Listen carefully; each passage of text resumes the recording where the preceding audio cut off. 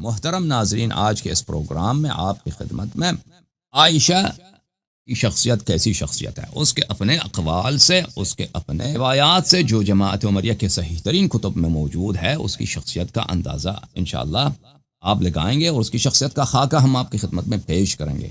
حضرت سید المسلمین، امام المتقین، امیر المؤمنین سلام اللہ علیہ کی حدیث ہے، المرء مخبوء تحت لسانہ، انسان اپنی زبان کے نیچے پوشیدہ ہوتا ہے، انسان کی شخصیت اس کے زبان کے نیچے پوشیدہ ہوتا ہے۔ جو انسان زبان کھولتا ہے، کچھ کہتا ہے، تو اس سے اس کی شخصیت کا اندازہ ہو جاتا ہے، انسان سچا ہے یا جھوٹا ہے، با تقوی ہے یا بے تقوی ہے، با ایمان ہے یا بے ایمان ہے، با حیا ہے یا بے حیا ہے، مومن مخلص ہے یا منافق ہے، اس کی بات سے، اس کے گفتار سے، اس کے تکلم سے پتہ چل جاتا ہے۔ وَلَا تَعْرِفَنَّهُمْ فِي لَحْنِ الْقَوْلِ، اللہ تعالیٰ نے اپنے حبیب صلی اللہ علیہ وآلہ وسلم سے قرآن مجید میں فرمایا کہ تو منافقین کو ان کے لحن قول سے، طرز گفتار و طرز تخاطب سے پہچان لیتا ہے۔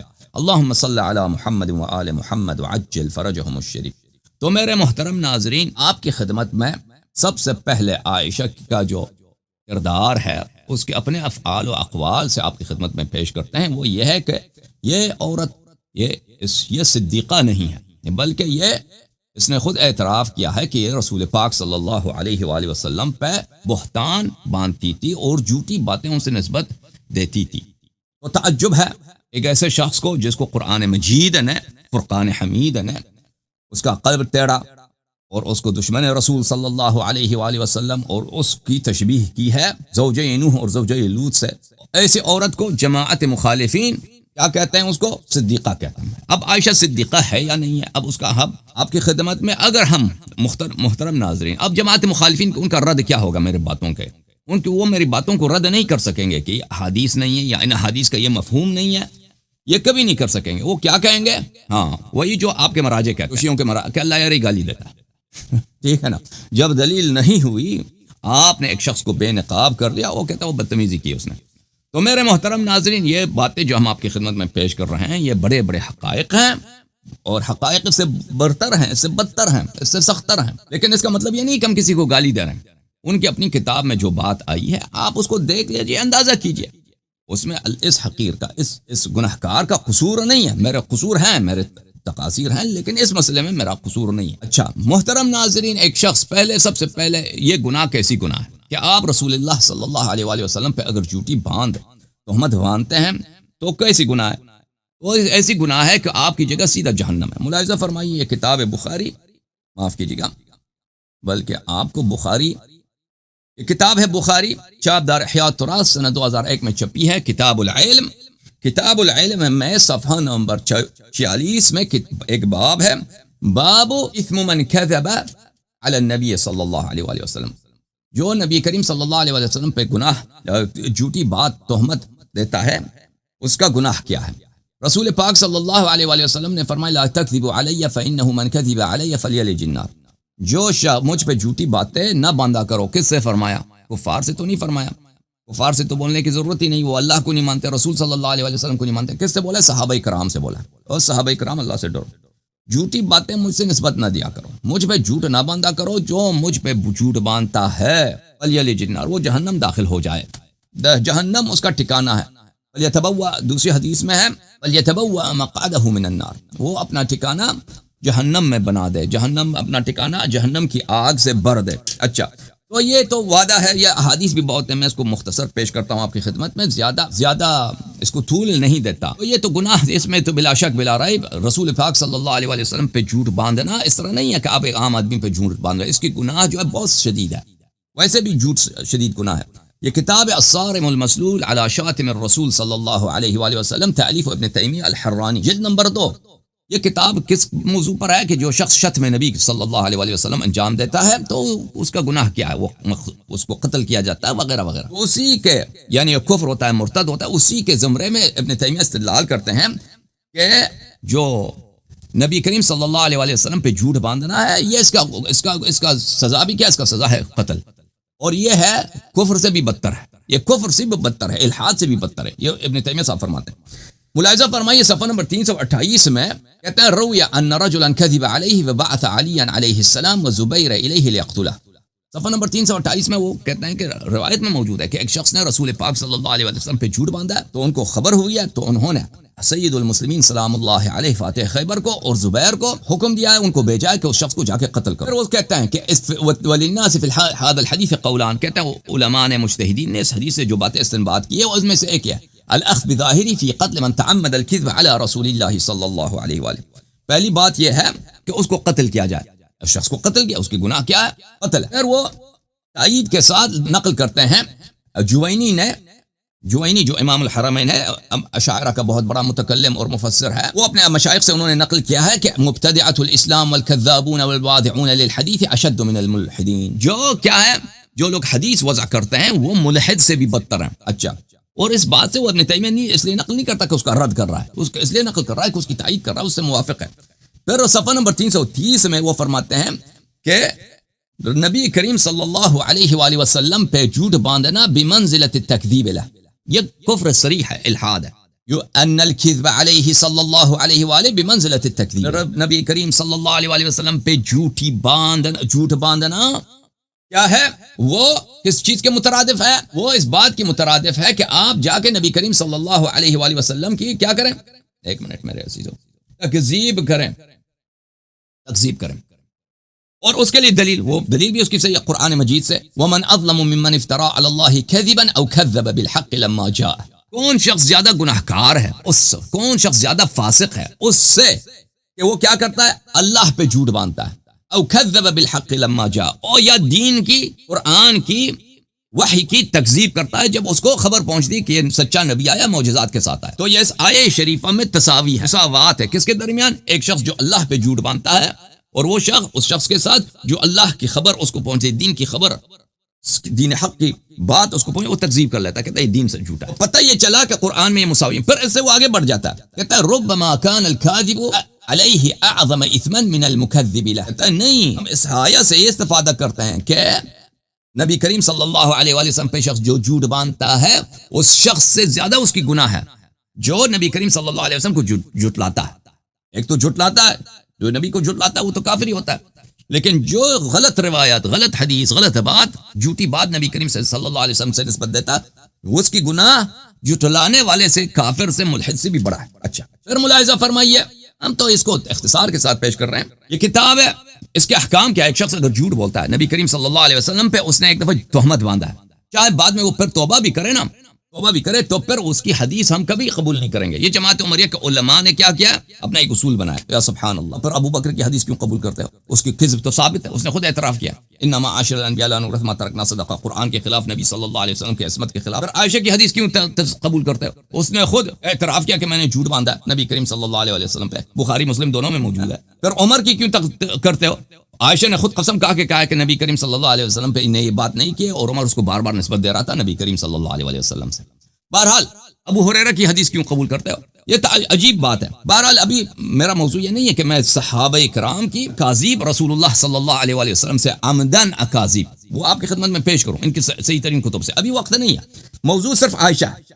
یہ کتاب ہے علوم الحدیث لے ابو عامر عثمان ابن الرحمن الشہرزوری، تحقیق نور الدین عطر، چاپ دار الفکر، سنہ 1986 میں چھپی ہے. صفحہ نمبر 116 میں ایک اصول بیان کرتے ہیں محدثین کے، التائب من الكذب فی حدیث الناس وغیرہ من اسباب الفسق تقبل روایت. کہتا ہے ایک شخص اگر جھوٹی بات، جھوٹا آدمی اور کاروبار میں جھوٹ بول رہا ہے، بھائی شادی کے معاملے میں، ہر مسئلے میں جھوٹ بولتا ہے، لیکن وہ توبہ کر لیتا ہے. کہتا اب میں توبہ کر لیا، بچپن میں، جوانی میں پتہ نہیں تھا، جھوٹ بولتے تھے نوجوانی میں، اب میں نے توبہ کیا. ایسا شخص اگر توبہ کر لیتا ہے تو وہ محدث بن جاتا ہے، حدیث نقل کرتا ہے، ہم اس کی حدیث قبول کریں گے کیونکہ اس نے توبہ کیا. الا التائب من الكذب متعمدا في حديث رسول الله صلی اللہ علیہ وآلہ فانه لا تقبل روایته ابدا. مگر ایک ایسا شخص جس نے رسول پاک صلی اللہ علیہ وآلہ وسلم پہ جھوٹی حدیث اس نے گڑی ہو، جھوٹی بات اس نے نسبت دی ہو حضرت رسالت پناہ صلی اللہ علیہ وآلہ وسلم سے، ایسا شخص توبہ بھی کرے وَإِنْ حَسُنَتْ تَوْبَتُهُ، چاہے وہ بہت ہی زبردست توبہ کرے، چاہے وہ ایسا توبہ کرے، توبہ نصوح کرے، روئے پیٹے، وہ سب کچھ کرے، لیکن اس کی حدیث ابد تک ہم قبول نہیں کریں گے. ٹھیک ہے نا؟ تو یہ ویسے فراڈ ہے ان لوگوں کا کہ ہم حدیث قبول نہیں کریں گے اس کی. یہ سب خود یہ ابن صلاح یہ سب ابن حجر، بخاری، مسلم، یہ سب جھوٹ باندھتے تھے رسول پاک صلی اللہ علیہ وآلہ وسلم پر، لیکن تاکہ اپنے آپ کو سچا ظاہر کریں کہ ہم اتنے احتیاط کرتے ہیں. ٹھیک ہے، بات یہ ہے. وَإِلَّا تم بہترین دلیل اب ہم یہ دکھائیں گے عائشہ، تم خود روایت کرتے ہو. بہرحال اصل کیا ہے ان کے پاس، قاعدہ کیا ہے، پرنسپل ان کے پاس کیا ہے؟ ان کے پاس جو پرنسپل ہے وہ یہ ہے، قاعدہ یہ ہے کہ ہم اس کی حدیث کو قبول نہیں کریں گے چاہے اس کا توبہ کتنا ہی اچھا نہ ہو. علامہ ذکر عن غیر واحد من اہل العلم منهم احمد بن حنبل و ابو بکر الحمیری شیخ البخاری، کیونکہ یہ بڑے بڑے محدثین سے نقل ہوا ہے، بہت ساروں سے، ان میں سے ایک احمد بن حنبل ہے اور ایک ابو بکر حمیری جو بخاری دا استاد ہے، اس سے نقل کیا گیا. اچھا، یہ کتاب ہے کتاب الکفایہ فی علم الروایہ، تالیف ابی بکر الخطیب البغدادی، صاحب کتاب تاریخ بغداد، بہت بڑا محدث، بہت بڑا علم حدیث کا بہت ہی مانا جانا پہچانا ہوا چہرہ. اور یہ شخص جو ہے اس کی کتاب الکفایہ علوم حدیث میں کتاب مقدمہ ابن صلاح کی طرح بہت ہی اساسی کتب میں سے.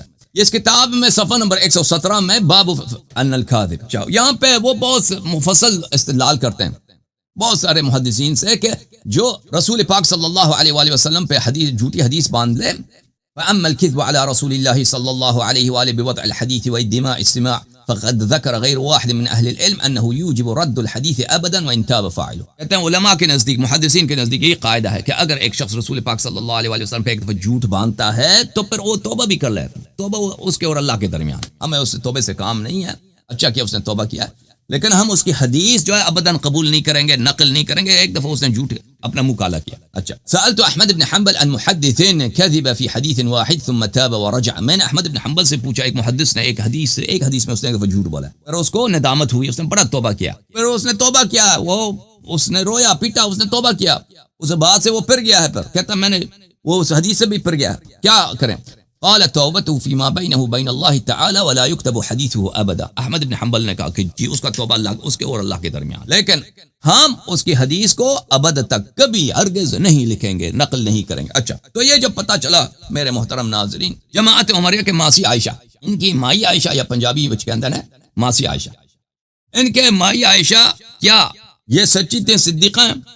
جیسے کہ صدیقہ سے زبردستی صدیقہ، اس کو مطہرہ، ازواج کو بھی مطہرہ بنا دیا ان لوگوں نے. میرے محترم ناظرین، ہم دور سے استدلال نہیں کریں گے، ان کے اپنے کتب سے ہم نے کہا استدلال کریں گے، ٹھیک ہے نا. تو ملاحظہ فرمائیے، اگر جو کچھ عائشہ کی بے حرمتی ہے، جو کوئی ان کی اپنی کتاب ہے، ہمارے الفاظ نہیں، ان کے اپنے الفاظ ہیں.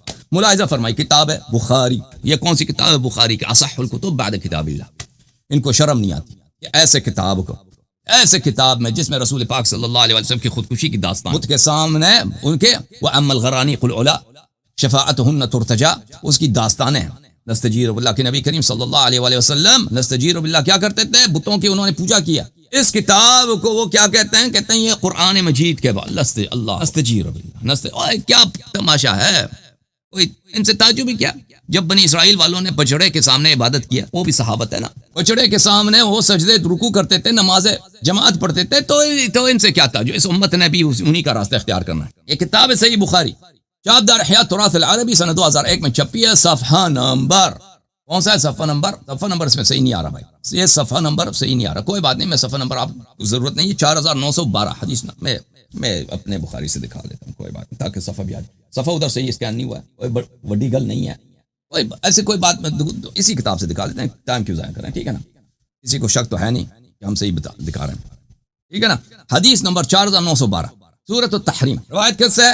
عبد ابن عمیر روایت فرما رہے ہیں، خود کس سے؟ ہاں، ان کے مائی عائشہ سے روایت ہے. کان رسول اللہ صلی اللہ علیہ وآلہ یشرب عسلا عند زینب ابنۃ جحش. رسول پاک صلی اللہ علیہ وآلہ وسلم زینب بنت جحش جو ان کی زوجہ ہیں، ان کے ہاں وہ اصل نوش فرما رہے تھے. شہد، اصل کس کو بولتے ہیں؟ شہد، ہنی نوش فرما رہے تھے. اچھا، پسندیدہ غذا قرآن میں بھی ہے کہ یہ شفاء للناس، اصل میں شہد میں کیا ہے؟ شفا ہے آپ کے. وہ شہد نوش فرما رہے تھے.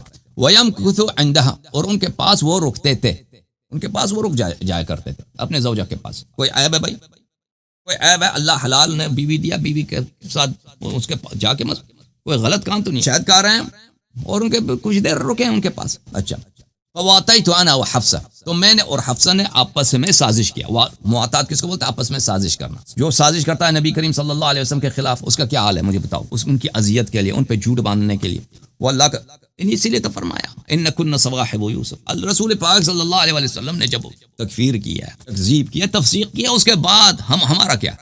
ہمارا کام ہے تسلیم، اتباع و تصدیق رسول صلی اللہ علیہ وسلم. میں نے اور افشا نے دونوں نے مل کر سازش کی، ایتنا دخل علیہ فلتقل له اکلت مغافیر، ہم میں سے کسی ایک کے پاس آ جائیں تو ہم رسول پاک صلی اللہ علیہ وسلم پہ تہمت لگائیں گے، جھوٹی بات نسبت دیں گے. یہ عمدن سازش کے ساتھ منصوبہ بنا رہی ہے عائشہ، اور اپنے سہیلی حفصہ کو بھی سکھا رہی ہے. عائشہ اور حفصہ یعنی آل ابی بکر آل عمر مل کر رسول پاک صلی اللہ علیہ وآلہ وسلم پر تہمت لگانے کا منصوبہ بنا رہے ہیں کہ ہم دو عورتیں ہیں، ہم میں سے کسی کے پاس بھی آ جائیں تو ہم ان پہ جھوٹی بات کہیں گے کہ آپ نے مغافیر کا ہے. مغافیر ایک ایسا مواد ہے کہ اس کی بڑی بدبو ہوتی ہے، بڑی بدبو ہوتی ہے. انی اجد منک ریح مغافیر، ہم کہیں گے کہ آپ سے تو ہم مغافیر کی جو بدبو ہے ہم آپ سے سونگ رہے ہیں، ہماری آپ سے مغافیر کی بو ہمیں محسوس ہو رہی ہے. قال لا، جب رسول پاک صلی اللہ علیہ وسلم تشریف لائے عائشہ کے پاس حفصہ کے پاس تو ہم نے کہہ دیا کہ بھئی ہم نے تو مغافیر کا ہے، مغافیر کی بڑی بدبو آ رہی ہے. انہوں نے کہا نہیں، ولکنی اشرب عسلا عند زینب بنت جحش، میں نے یہ نہیں کیا، میں نے تو شہد کھایا، میں نے شہد نوش فرمایا زینب بنت جحش کے ساتھ. اچھا، اس کے بعد جو فقرہ ہے نا وہ نہیں بنتا حدیث. فلن اعود له، پھر میں ہرگز یہ کام نہیں کروں گا. وقد حلفت ان لا تخبری بذلك احدا، اور میں تجھے قسم دیتا ہوں کہ تو کسی کو بتانا نہیں.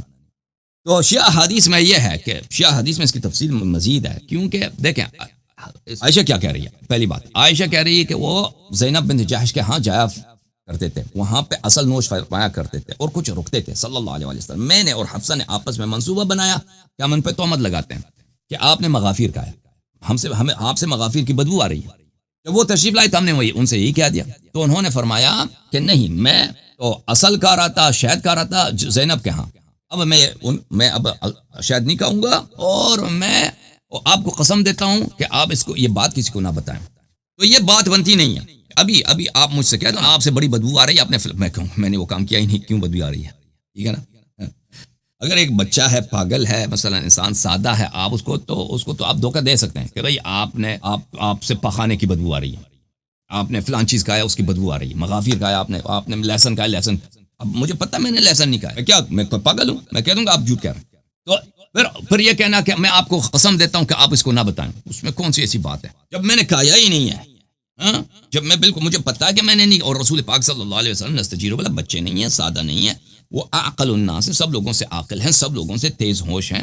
جماعت مخالفین کہتے ہیں کہ ان کا ہوش نہیں تھا، نستجیرو باللہ، ان کے مولوی بھی آئے تھے تو آپ کو پتہ ہے کہہ رہے تھے ان کا بے ہوشی، ان کو نستجیر عقل چلی گئی تھی ان کی.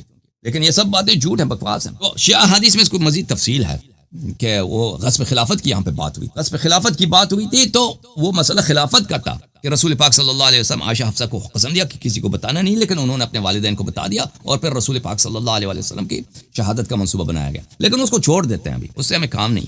فی الحال اس پہ توجہ دیں کہ عائشہ حفصہ نے منصوبہ بھی بنایا اور رسول پاک صلی اللہ علیہ وسلم پہ جھوٹی نسبت بھی دیا. اب اسی بخاری میں ملاحظہ فرمائیے حدیث نمبر 5267 صفحہ نمبر 967 میں یہ ہے حدیث. عائشہ کہتی ہیں نبی صلی اللہ علیہ وآلہ وسلم زینب کے ہاں رک جایا کرتے تھے اور وہاں پہ شہد نوش فرمایا کرتے تھے. فتواصیت انا وحفصہ، میں اور حفصہ نے ایک دوسرے سے یہ کہا اور ایک منصوبہ بنایا ہم میں سے کسی پر بھی نبی کریم صلی اللہ علیہ وسلم داخل ہوں، ہمارے پاس آ جائیں. فلتقل، تو وہ کہہ دیں انی اجد منک ریح مغافیر، آپ سے مغافیر کی بدبو آ رہی ہے.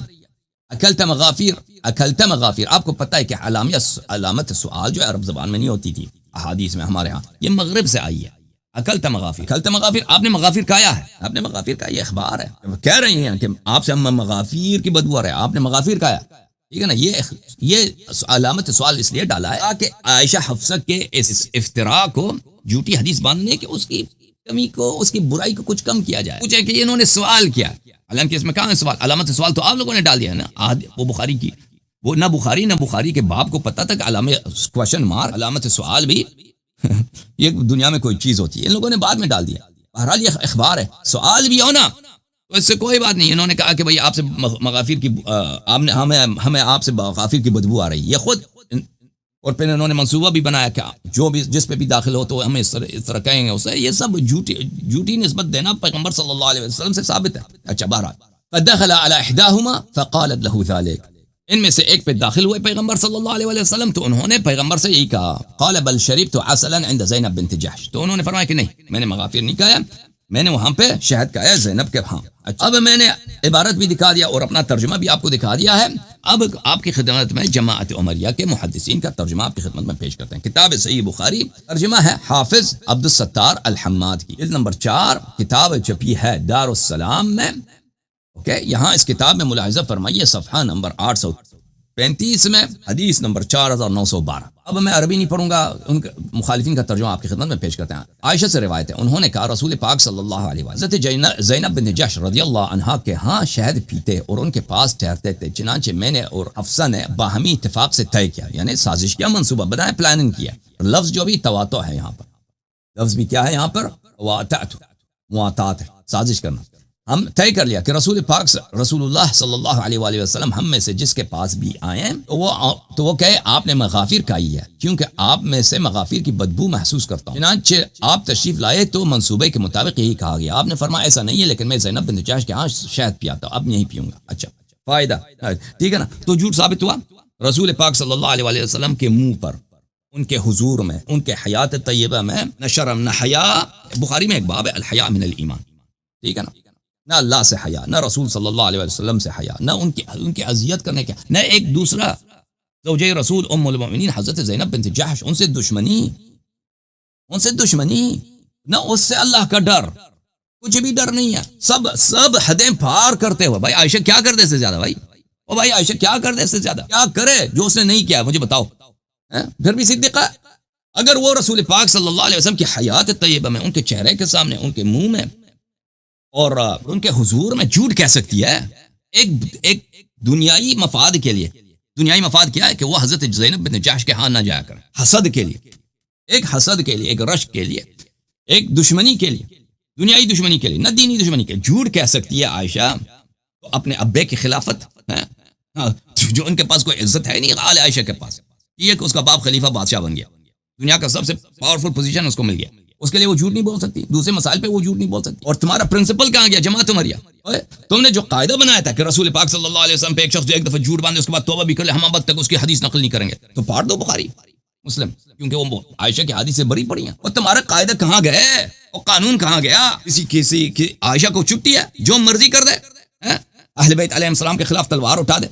امیر المؤمنین سید المسلمین، جس سے لڑنا، جس کی دشمنی کرنا رسول پاک صلی اللہ علیہ وسلم سے لڑنے کے مترادف ہے، مساوی ہے، بلکہ اللہ سے لڑنے کے مترادف، اس کے خلاف تلوار اٹھا دے. کوئی حد ہے؟ تمہارا رب کون ہے؟ تمہارا اللہ کون ہے؟ عائشہ ہے، عائشہ کا ابا ہے، یا محمد رسول اللہ صلی اللہ علیہ وآلہ وسلم کا باعث ہے، رسول پاک صلی اللہ علیہ وسلم کا رب ہے، ان کا خدا ہے، ان کا اللہ، جس نے حبیب صلی اللہ علیہ وسلم کو قرآن دے کر بھیجا. شرم کرو، کچھ حیا کرو. اچھا، فائدہ اس کا دیکھو، اس نے فائدہ کیا؟ فائدہ حماد صاحب کو شرم بھی نہیں ہے کہ اس کا کیا صفائی پیش کرو گے؟ حماد، شرم نہیں ہے تجھے؟ کہتے ہیں فائدہ، رسول اللہ صلی اللہ علیہ وسلم بڑے لطیف مزاج اور نفاست پسند تھے. آپ کو یہ بات انتہائی ناپسند ہے کہ آپ کے جسم مبارک یا کپڑوں سے کوئی ناگوار بو آئے. آپ ہمیشہ خوشبو پسند کرتے یا خوشبو لگایا کرتے ہیں. عائشہ نے یہ پروگرام اس لیے تشکیل دیا تاکہ آپ حضرت زینب کے ہاں جانا اور وہاں قیام کرنا کچھ کم کر دیں یا بلکہ روک دیں. ٹھیک ہے نا. تو عائشہ نے یہ منصوبہ بنایا. یہ کون سا منصوبہ بنایا؟ جھوٹی نسبت دینا پیغمبر صلی اللہ علیہ وسلم سے. ٹھیک ہے نا بھائی، یہی ترجمہ ہے نا. اچھا، یہ حدیث نمبر کون سا تھا؟ 5912 کا ترجمہ. اب 5467 والی حدیث، یہ صحیح بخاری جلد نمبر 5 حافظ حماد صاحب کی حدیث نمبر 5267. ملاحظہ فرمائی ترجمہ. عائشہ سے روایت ہے کہ نبی کریم صلی اللہ علیہ وآلہ حضرت زینب بنت جحش کے پاس ٹھہرتے اور ان کے ہاں شہد نوش کرتے تھے. میں نے اور حفصہ نے باہم مشورہ کیا کہ ہم میں سے جس کے پاس بھی نبی صلی اللہ علیہ وآلہ وسلم تشریف لائیں وہ آپ سے کہیں کہ آپ سے مغافر کی بدبو پاتی ہوں. کیا آپ نے مغافر کھایا؟ یہ کیا آپ نے مغافر کھایا ہے، یہ اس کو جملہ سوالیہ میں تبدیل کیا ہے. یہ ایک فراڈ ہے، جملہ سوالیہ نہیں، جملہ اخباریہ ہے. لیکن اس سے فرق نہیں پڑتا، جھوٹ ثابت ہے کہ انہوں نے رسول پاک صلی اللہ علیہ وسلم پہ، ان کے حیات میں، ان کے چہرے میں، ان کے گھر میں، ان کے حضور میں نہ اللہ کا خوف نہ رسول کا خوف، ان پہ جھوٹ تہمت باندھا ہے. اچھا، چنانچہ آپ صلی اللہ علیہ وسلم دونوں میں سے ایک کے پاس تشریف لائے گئے تو انہوں نے آپ سے یہی بات کہی، یہی جھوٹ آپ رسول پاک صلی اللہ علیہ وسلم سے کہہ دیا. اچھا، اس سے زیادہ اس بات کو مزید عائشہ کی جھوٹی باتیں ہیں، بخاری مسلم سے ہم ثابت کر سکتے ہیں، لیکن اس سے زیادہ موضوع ہمارا کیا ہے؟ عائشہ کی شخصیت اس کے اپنے اقوال کی روشنی میں، اس کے اپنے باتوں کی روشنی میں. تو پہلے اس کے اپنی بات سے ثابت ہو گئی ہے کہ وہ اپنی دنیائی مطالب و مقاصد کے لیے رسول اللہ صلی اللہ علیہ وسلم کو اذیت کرنا ہے. وہی رسول پاک صلی اللہ علیہ وسلم کو اذیت کرنا کوئی چھوٹی بات نہیں. میں آپ کو آیہ شریفہ دکھاؤں, ان الذین یؤذون اللہ, یہ آیہ شریفہ سورہ مبارک احزاب میں آیہ نمبر 32 ہے. ان الذین یؤذون اللہ ورسولہ صلی اللہ علیہ وآلہ وسلم لعنہم اللہ فی الدنیا والآخرہ وعد لہم عذابا مہینا. ملاحظہ فرمائیے, آیت دنیائی مقاصد کے لیے. آپ کسی شخص سے کہہ دیں بھائی میں آپ سے کہتا ہوں آپ سے بدبو آ رہی ہے, آپ کو اذیت نہیں ہوتی؟ اگر آپ سے واقعا بدبو آ بھی رہی ہے نا, آپ کو اذیت ہوتی ہے. ابھی آپ کے بہت دفعہ ہوتا ہے انسان کسی شخص سے بات کر رہا ہے, اس کے منہ سے بدبو آ رہی ہے, انسان تحمل کر لیتا ہے, حالانکہ منہ کی جو بدبو ہوتی ہے وہ بہت بہت سخت ہوتی ہے. آپ کو پتہ ہے کسی کا دانت خراب ہے, کسی نے پیاز کھایا یا کسی نے اپنے منہ کو برش نہیں کیا 2-3 دن سے, تو اس کے منہ سے بڑی بدبو آ رہی ہے. لیکن کیونکہ وہ ایک بزرگ آدمی ہے, آپ کا باپ ہے, آپ کا دادا ہے, یا آپ کا چچا ہے, یا ایسا کوئی آدمی ہے, باس ہے آپ کا, کیونکہ اس کی اذیت ہوگی, اس کو آپ اذیت ہوگی, آپ کو بتا نہیں سکتے, آپ تحمل کریں گے. ایک شخص اگر واقعی بدبو ہے, بدبو والا آدمی ہے. اب رسول اللہ صلی اللہ علیہ وآلہ وسلم, ہمارے احادیث میں اللہ جانتا ہے, امام باقر علیہ السلام کی حدیث میں کہ لوگ رسول پاک صلی اللہ علیہ وآلہ وسلم کے عرق مبارک کو, ان کے پسینے مبارک کو لیتے تھے, اور ان کے عرق سے وہ خوشبو آتی تھی. ان کے پسینے, ان کے معجزات میں سے ایک معجزہ یہی ہے کہ ان کے پسینے سے وہ خوشبو آتی تھی جو کسی مشک و عنبر میں نہیں ہوتی. رسول پاک صلی اللہ علیہ وآلہ وسلم اتنی خوشبو ہوتی تھی. وہ کسی راستے سے جاتے تھے تو کئی دنوں تک لوگوں کو پتا ہوتا کہ یہاں اس راستے سے حضرت محمد مصطفیٰ صلی اللہ علیہ وآلہ وسلم تشریف فرما ہوئے ہیں. ان کی خوشبو وہاں رہتی. نبی کریم صلی اللہ علیہ وآلہ وسلم کی اتنی خوشبو تھی, ٹھیک ہے نا.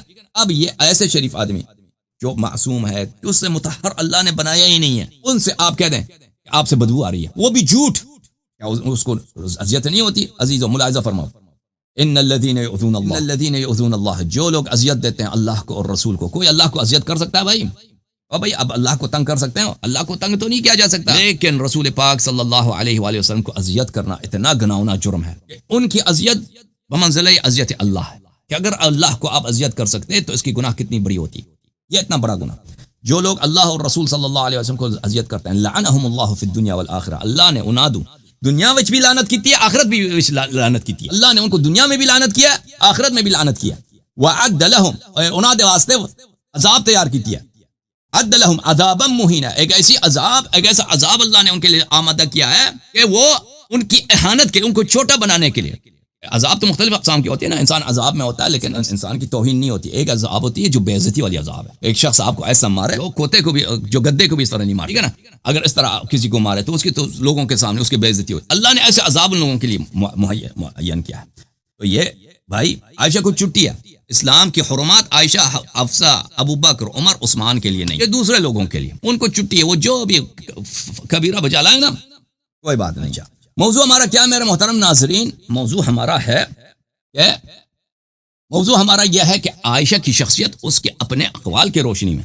عزیزو, جملے سخت ہیں, یہ میرے نہیں ہیں, جو حقیقت میں آپ کو بتا رہا ہوں نا, کڑوی دوائی آپ کو دے رہا ہوں. میرے محترم ناظرین, جن لوگوں کو ان باتوں سے تکلیف ہوتی ہے, ان کو بے ایمانی کی اللہ اور رسول صلی اللہ علیہ وسلم سے اللہ اور رسول صلی اللہ علیہ وسلم کے دشمنوں سے محبت کی بیماری ہے. okay? جن لوگوں کو تکلیف ہو رہی ہے میرے باتوں, میں آپ کو ایک کڑوی دوائی دے رہا ہوں کہ آپ اپنے دل سے اس کینسر کو نکال دیں. رسول پاک صلی اللہ علیہ وسلم سے جو دشمن تھے, اہل بیت طاہرین علیہ السلام کے جو دشمن تھے, ان کے دل میں آپ کے دل میں ان کے لیے نرمی پائی جاتی ہے, محبت پائی جاتا ہے. یہ کینسر ہے, اس کو نکال دیں اپنے دلوں سے. میں آپ پہ احسان کر رہا ہوں, اوکے, اور یہ سب باتیں صحیح ہیں, سچی ہیں. میں آپ کے اپنے جماعت مخالفین کے کتب سے نقل کر رہا ہوں. عائشہ کی شخصیت اس کی اپنی زبان. لہذا فرمائے قرآن مجید میں ارشاد سورہ مبارک احزاب میں, اچھا, یا نساء النبی صلی اللہ علیہ وآلہ لستن كأحد من النساء ان اتقیتن فلا تخضعن بالقول فيطمع الذي في قلبه مرض وقلن قولا معروفا. سورہ مبارک احزاب. اے نبی کریم صلی اللہ علیہ وآلہ وسلم کی بیویاں, لستن كأحد من النساء, آپ دوسرے عورتوں کی طرح نہیں ہیں, کیونکہ آپ اب کس کی ناموس بن گئے ہیں؟ اس کی ناموس رسول پاک صلی اللہ علیہ وآلہ وسلم کی ناموس بن گئے ہیں, ٹھیک ہے نا.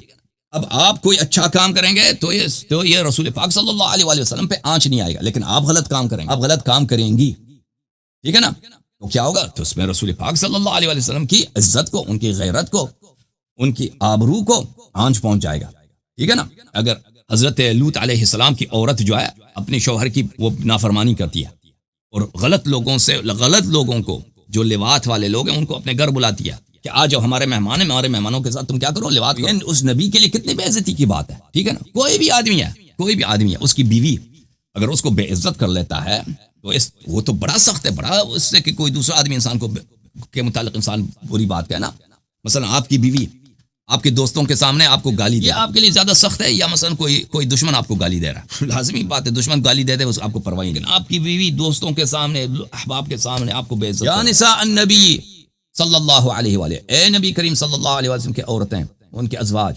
لستن کاحد من النساء، آپ دوسرے عورتوں کی طرح نہیں، دوسروں عورتوں سے آپ بہتر ہیں، اتقیتن، اگر آپ تقوی رکھیں، اگر تقوی رکھو تو دوسروں سے بہتر ہے، فلا تخضعن بالقول، تو نرم آواز میں، اللہ اللہ اللہ، یہ نبی کریم صلی اللہ علیہ وسلم کی عزت کی بات ہو رہی ہے عزیزو، خوب یاد رکھو، تم دوسرے عورتوں کی طرح نہیں، تقوی اختیار کرو، اگر تقوی اختیار کرو تو دوسروں سے بہتر ہے، اس لیے کہ تم نبی کریم صلی اللہ علیہ وآلہ وسلم کی عزت ہو، ان کے عزت کا تم نے پاسبانی کرنا ہے، فلا تخضعن بالقول فیطمع الذی فی قلبہ مرض، اس معاشرے میں، کس معاشرے میں؟ سنہ 5 ہجری مدینے میں، سنہ 8 ہجری مدینے میں، سنہ 9 ہجری مدینے میں، سنہ 10 ہجری مدینے میں، صحابہ کرام وغیرہ وغیرہ، اس معاشرے میں ایسے لوگ ہیں جن کی دلوں میں بیماری ہے، اناد دلائچ بیماری ہے، ان کی دلوں میں بیماری ہے، تو آپ لوگ نرم آواز سے بات نہ کریں، یہ صحابہ کرام، یہ بغیرت، جن کے دلوں میں نبی کریم صلی اللہ علیہ وسلم کے ازواج کے لیے نستجیر باللہ، کتنا بغیرت، او بھائی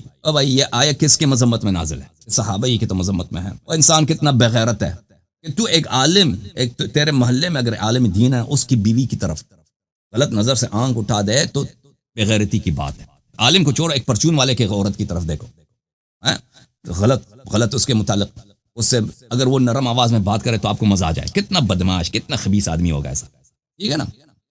اب سردار انبیاء صلی اللہ علیہ وآلہ وسلم، سردار انبیاء صلی اللہ علیہ وسلم، یہ سب صحابہ کیا تھے؟ یہی تو نجس کھانے والے لوگ تھے، اپنے محارم سے نکاح کرنے والے لوگ تھے، اپنی ماؤں سے نکاح کرنے والے لوگ تھے، یہ لوگ بتوں کے سامنے سجدہ کرنے والے لوگ، سب ضلالات، گمراہی، جہالات سے اپنے آپ ایک دوسروں کو قتل کر بچیوں کو زندہ بغور کرتے تھے، کنہوں نے ان کو نکال دیا؟ اللہ تعالیٰ نے اور رسول اللہ صلی اللہ علیہ وآلہ وسلم نے، اب ان کی احسان کا کہ آپ کو اس نجاست سے، اس غلاظت سے ایمان کی وادی کی طرف آپ کو روشناس کرائے، اس کا نتیجہ یہی ہے، اس کا تھینک یو یہی ہے، اس کا گریٹیٹیوڈ، اس کی قدردانی یہی ہے، آپ کیا کریں؟ اس کی عورتوں کی طرف غلط سوچ رکھیں، ان کی ناموس کی طرف غلط سوچ رکھیں، اچھا، فلا تخضعن، بس نرم آواز میں بات نہ کرو، فیطمع الذی فی قلبہ مرض، اس معاشرے میں ایسے لوگ ہیں جن کے دلوں میں بیماری ہے، بغیرت ہیں، یہ آپ ان سے نرم آواز میں بات کرتی ہیں تو وہ آپ میں، ان میں طمع پیدا ہو جاتا ہے، ہاں کہ ہم اب اس سے رابطہ کریں گے،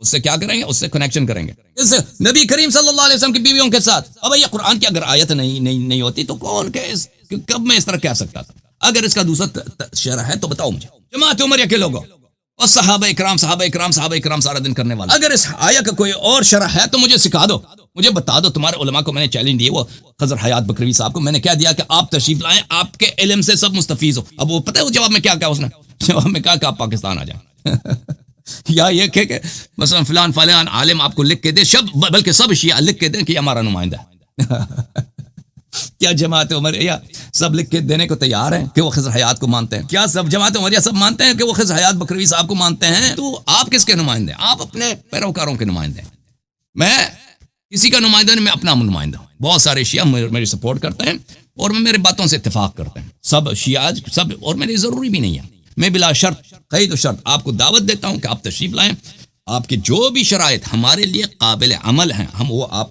شرائط پورا کریں گے، لیکن وہ شرائط جو ہمارے لیے ناممکن ہے، ہمیں پتہ ہے شیعہ علماء وہ سب ان سے لکھوانا، وہ مر جائیں گے، وہ سب لکھ کے نہیں دیں گے کہ اللہ یاری ہمارا نمائندہ ہو، جیسے آپ کے علماء وہ مر جائیں گے لیکن وہ سب مل کے آپ کو تعین نہیں کریں گے، ٹھیک ہے نا؟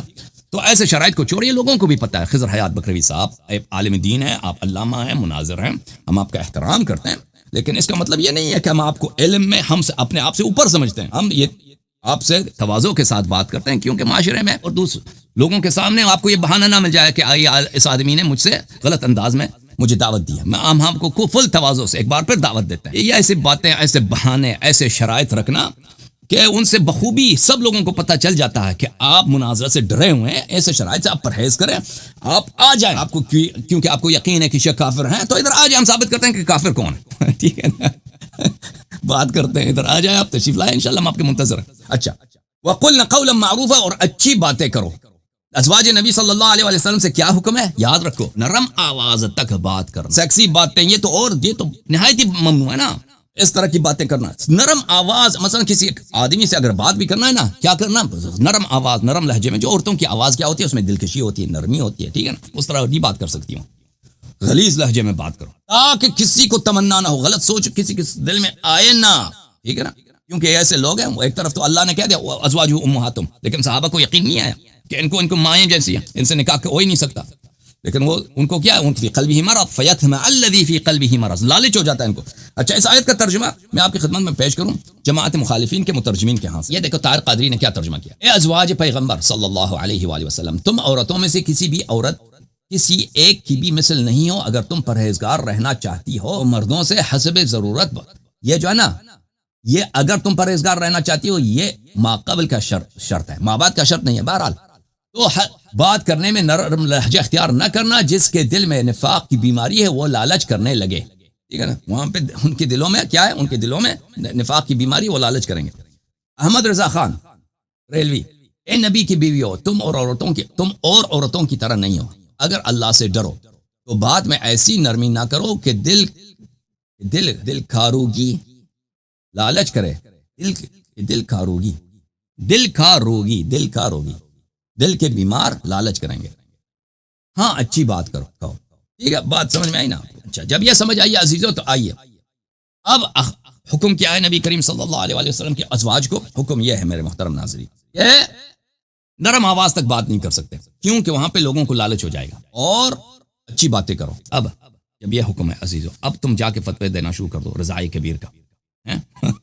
وہ پچھلے پروگرام میں ہم نے بات کی رضائی کبیر کا.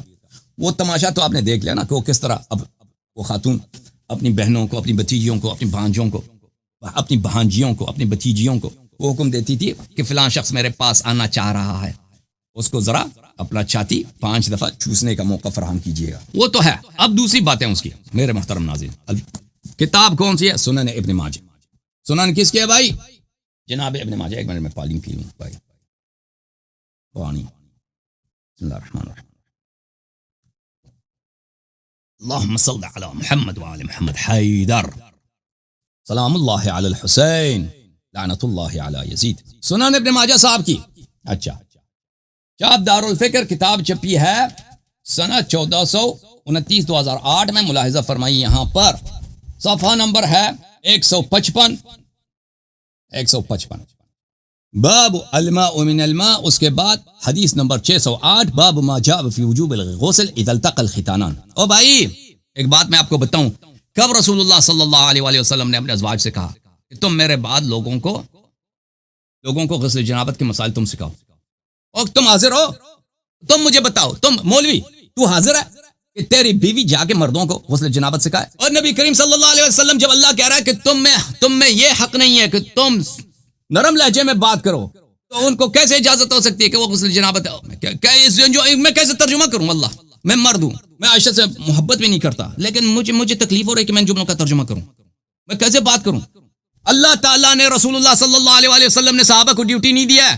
صحابیات تو دور کی بات ہے، صحابہ کو ڈیوٹی نہیں دیا کہ وہ لوگوں کا ارشاد کریں. ارشاد کس کا کام ہے؟ انی تارک فیکم من اخذتم به لن تضلوا بعدی ابدا، کتاب اللہ و عترتی اہل بیتی. رسول پاک صلی اللہ علیہ وسلم ان کے بعد ان جیسا موجود ہے امیر المؤمنین علیہ السلام، امیر المؤمنین علیہ السلام.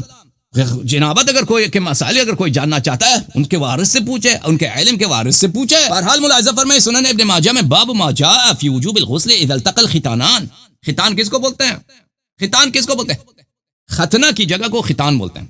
ختنہ کی جگہ کو ختان عربی زبان میں خود ختنہ کرنے کا مصدر بھی ہے، اور ختنہ ہونے کی جو داغ ہوتی ہے، نشان ہوتی ہے. مرد کے ذکر میں، مرد کے پینس میں، اردو میں کیا کہیں گے، مرد کے عضو جنسی میں، وہاں پہ جہاں پہ ختنہ کیا جاتا ہے اس کا داغ پڑ جاتا ہے نا، اس کو ختان بولتے ہیں. یہ مرد میں. عورتوں میں بھی یہ لوگ عرب جو ہے ختنہ کرتے تھے.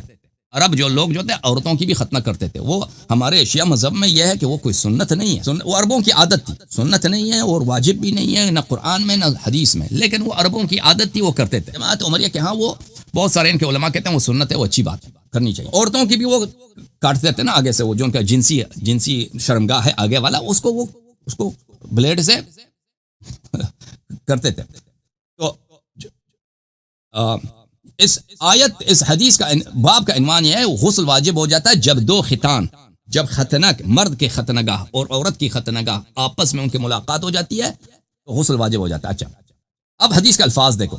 ان عائشہ سے روایت ہے عائشہ سے روایت ہے اذا التقى الختانان فقد وجب الغسل. اچھا جب دو ختان آپس میں ملتے ہیں, جو دو ختنہ گاہ آپس میں ان مل جاتے ہیں, لگ جاتے ہیں, تو غسل واجب ہو جاتا ہے.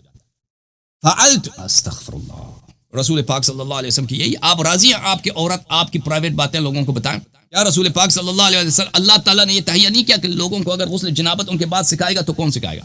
ان کی بیویاں سکھائیں گی یا ان کے وارث امیر المؤمنین علیہ السلام سکھائیں گے؟ اب خود تم دیکھ لینا بھائی, اس کا ترجمہ کیا ہے؟ فعلتہ, اللہ کی قسم میں امریکہ میں رہتا ہوں, میں یہاں پہ میں نے بہت کافر عورتوں کو دیکھا. ہم یہاں پہ اسکول گئے ہیں, یہاں پہ کالج گئے ہیں, ٹھیک ہے نا, ہم نے یہاں پہ کام کیا, جاب کیا, تو یہاں پہ تو اسکول کالج میں جاب میں وہاں پہ عورتیں تو ہر طرح کی. اللہ کی قسم میں نے ایسے عورت کو کبھی نہیں دیکھا کہ اس کے اور شوہر کے درمیان پرائیویٹ میں جو گزرتا وہ لوگوں کو میں نے نہیں دیکھا ہے. آپ نے دیکھا ہوگا, شاید آپ نے دیکھا ہوگا, میں نے آج تک نہیں دیکھا.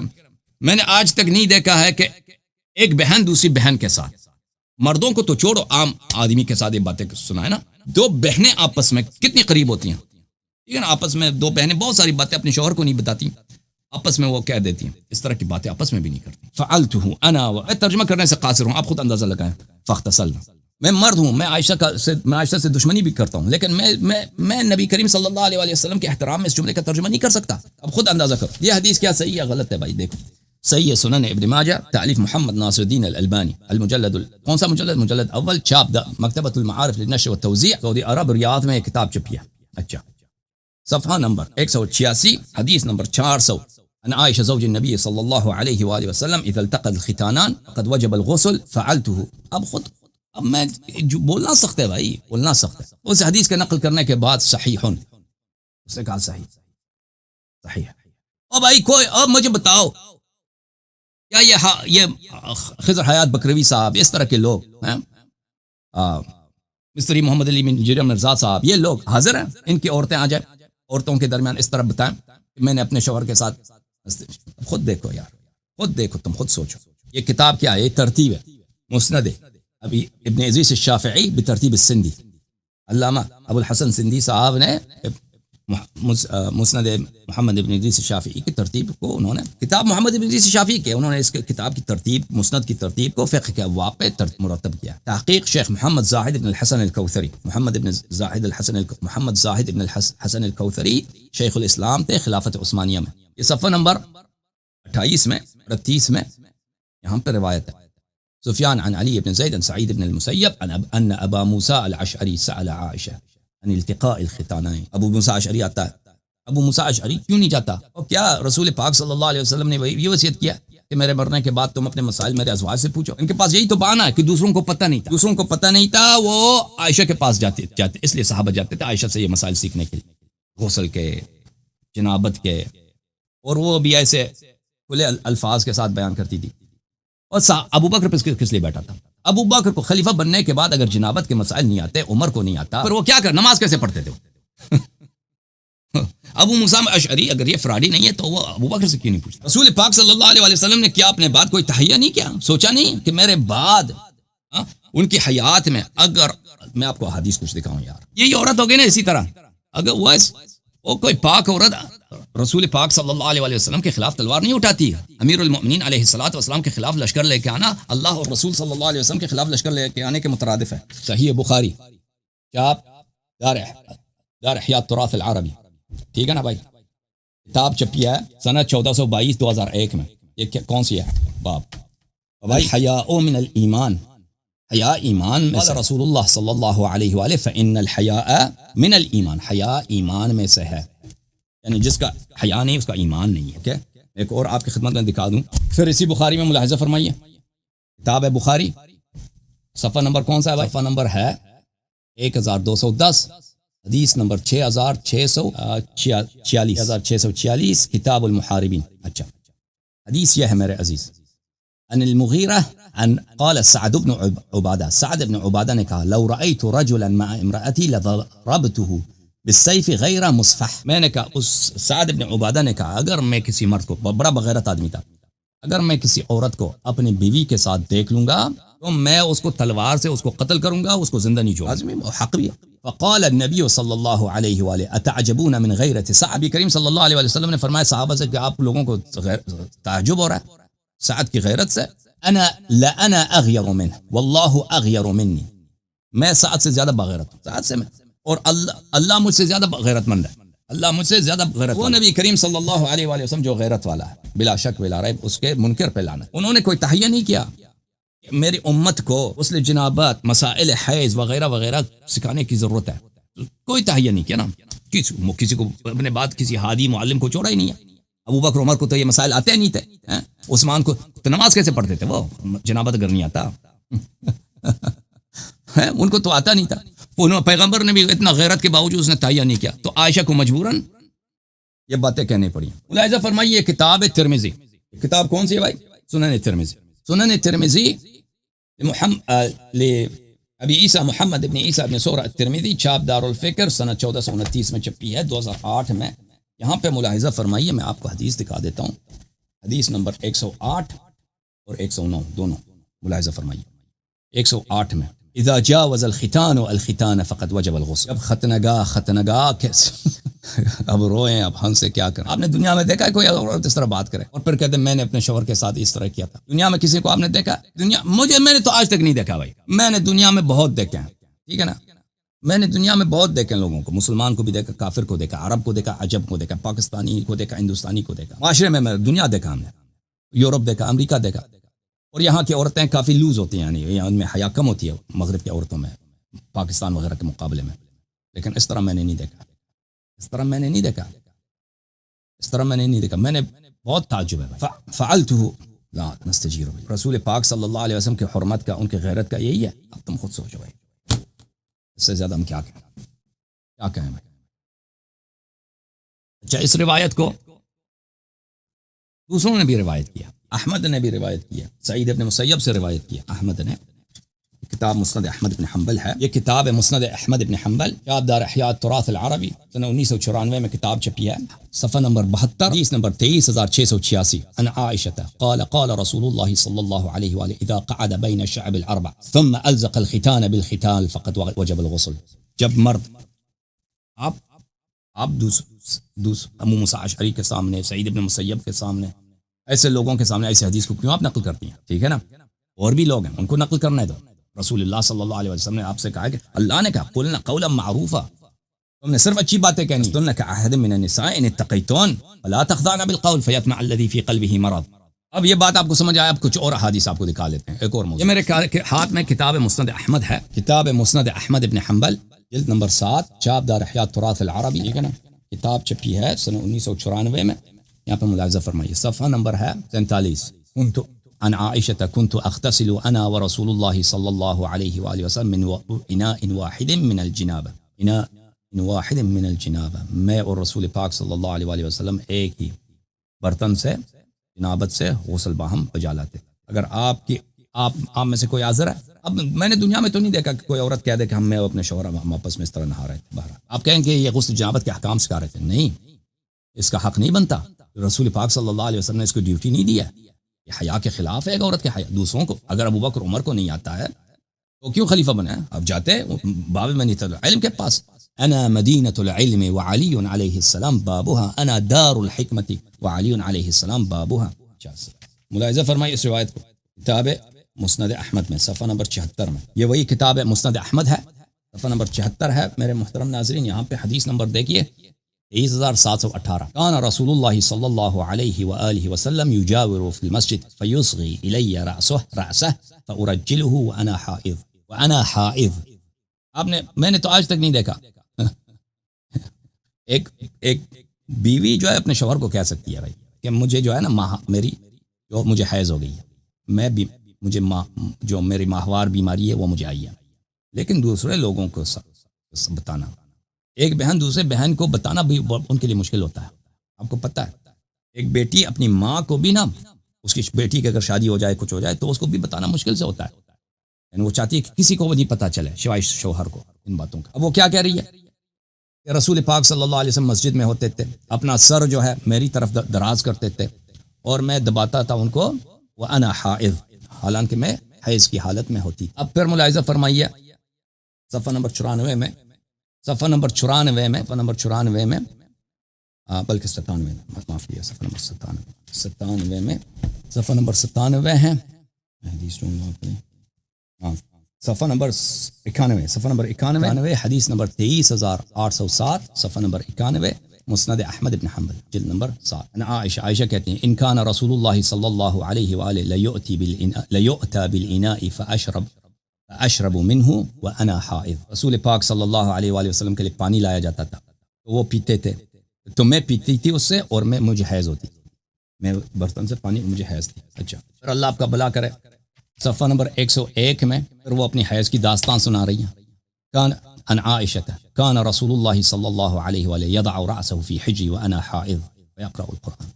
رسول پاک، مجھے حیض تھی، رسول پاک مجھے حیض ہوتی تھی، رسول پاک صلی اللہ علیہ وآلہ وسلم اپنا سر میرے گود، یہ حدیث بہت زیادہ ہے، اپنے میرے گود میں رکھتے تھے، وہ قرآن پڑھتے تھے. اچھا، آپ کی خدمت میں کچھ اور احادیث پیش کریں. یہ کتاب ہے بخاری، چاپ دار احیاء تراث العربی، کتاب چھپی ہے سنہ 2001 میں، دار الفکر دار احیاء تراث العربی بیروت لبنان میں، صفحہ نمبر 77 ہے. باب مباشرت الحائض، کتاب الحیض میں حائض عورت کے ساتھ جنسی تعلقات رکھنا. عائشہ نے کہا كنت اغتسل انا والنبی صلی اللہ علیہ وآلہ وسلم من اناء واحد کلانا جنب. اسود کوئی آدمی ہے، اسود یعنی کالو ایک آدمی ہے، وہ نقل کر رہا ہے. عائشہ نے کہا کہ میں اور نبی صلی اللہ علیہ وآلہ وسلم ایک ہی برتن سے ہم غسل کرتے تھے، کھلانا وہ جنب، جب ہم دونوں کو ایک جنابت ہوتی، دونوں جنب ہوتے تھے. وَكَانَ يَأْمُرُنِي فَأَتَّزِرُ. رسول پاک صلی اللہ علیہ وسلم مجھے جب حیض ہوتی تھی کہتے تھے کیا کرو، فرماتے تھے کہ تم دھوتی لگایا کرو. وَيُبَاشِرُنِي، اب دنیا والوں کو بتاؤ، يُبَاشِرُنِي وَأَنَا حَائِض. اب میں نے تو نہیں دیکھا دنیا میں اس طرح بھائی، میں کسی عورت کو اور کسی مرد کو اس طرح نہیں دیکھا کہ وہ راضی ہو کہ اس کی عورت یہ بتائیں دو لوگوں کو. اگر کوئی مرد جو ہے نا اس کو پتہ چلے تو اس کی بیوی نے جا کے لوگوں کو یہ بتایا میں حیض کی حالت میں تھا تو میرے شوہر نے میرے ساتھ یہ کام کیا، تو میں تو یہی کہوں گا کہ اس مرد پہ قیامت ٹوٹ پڑے گا، اس مرد پہ قیامت ٹوٹ پڑے گا. اب یہ کالو صاحب کے لیے، اسود کالو کے لیے عائشہ اپنی داستان سنا رہی ہیں، وہ بھی کیسی داستان، کان یباشرنی وانا حائض. اس کا ترجمہ تم خود کر لینا بھائی، میں حماد صاحب کا مجھے ترجمہ تو لازمی بات آتا ہے، لیکن میرے لیے ترجمہ کرنا مشکل ہے کیونکہ یہ جملے رسول پاک صلی اللہ علیہ وسلم سے نسبت دے رہی ہے. وَكَانَ يَخْرُجُ رَأْسَهُ إِلَيَّ وَهُوَ مُعْتَكِفٌ فَأَغْسِلُهُ وَأَنَا حَائِضٌ. اور وہ اعتکاف کی حالت میں اپنا سر آگے کرتے تھے اور مجھے حیض تھی تو میں ان کے سر کو ہمیشہ دھویا کرتی تھی حیض کی حالت میں. میں حماد صاحب کا ترجمہ آپ کو دکھاؤں یا دکھانے کی ضرورت نہیں، آپ کو اندازہ ہو گیا ہوگا کہ یہ کیا کہہ رہی ہے. یہ اسی بخاری کی صفحہ نمبر 338 ہے بھائی، 338. باب المباشرۃ للصائم، روزے دار آدمی کے لیے اپنی عورت کے ساتھ جنسی تعلقات برقرار رکھنا. قال عائشہ سے روایت ہے، اسود پھر عائشہ سے روایت کر رہا ہے، کالو اسود یعنی کالو، کوئی کالا آدمی تھا. عائشہ سے روایت کر رہا، کان النبی صلی اللہ علیہ وآلہ وسلم یقبل ویباشر وهو صائم. نبی کریم صلی اللہ علیہ وآلہ وسلم چومیاں لیتے تھے اور وہ کیا کرتے تھے، ویباشر، وہ مباشرت بھی کرتے تھے اور روزے کی حالت میں. وکان املککم لعربہ، اور وہ اپنے عرب کو کنٹرول کرتے تھے. اب عرب کا کیا مطلب ہے، اپنے عرب کو وہ کنٹرول کرتے تھے. عرب سے یہ مسلم میں بھی ہے، یہ حدیث مسلم میں دکھائیں آپ کو، کان املککم لعربہ، وہ اپنے عرب کو کنٹرول کرتے تھے. یہ کتاب ہے مسلم، چاپ دار الفکر، کتاب چھپی ہے دار الفکر بیروت لبنان میں. یہ صفحہ نمبر ہے بھائی 159، کتاب الحیض، باب مباشرت الحائض فوق الازار. عائشہ نے کہا کان احدانا اذا كانت حائضا امره رسول الله صلی اللہ علیہ وآلہ وسلم ان تتزر فور حیضتها ثم يباشرها. حیض کی حالت میں وہ فرماتے تھے کہ کیا کرو تم، دوتی لگایا کرو، دوتی لگوا کے وہ مباشرت فرماتے. وَأَيُّكُمْ يَمْلِكُ إِرْبَهُ كَمَا كَانَ رسول اللہ صلی اللہ علیہ وسلم يَمْلِكُ إِرْبَهُ. کون آپ، اب یہ یاد رکھو یہ جملے، پھر میں بات کروں گا اس کے متعلق. آپ میں سے کون اپنی عرب کو اس طرح کنٹرول کرتا ہے اس طرح رسول پاک صلی اللہ علیہ وآلہ وسلم اپنے عرب کو کنٹرول کرتے تھے. اب عرب کیا چیز ہے میرے محترم ناظرین، عرب کس کو بولتے ہیں؟ عرب ایک ایسا لفظ ہے جو مشترک ہے دو چیزوں کے درمیان، شہوت کے درمیان اور شرمگاہ کے درمیان. ٹھیک ہے نا، شرمگاہ کو بھی بولتے ہیں اور شہوت کو بھی بولتے ہیں. اچھا اب میں نے وہ اپنے عرب کو کنٹرول کرتے تھے، یہ اس کا الفاظ ہے نا. آپ ان کی طرح عرب کو کنٹرول نہیں کر سکتے.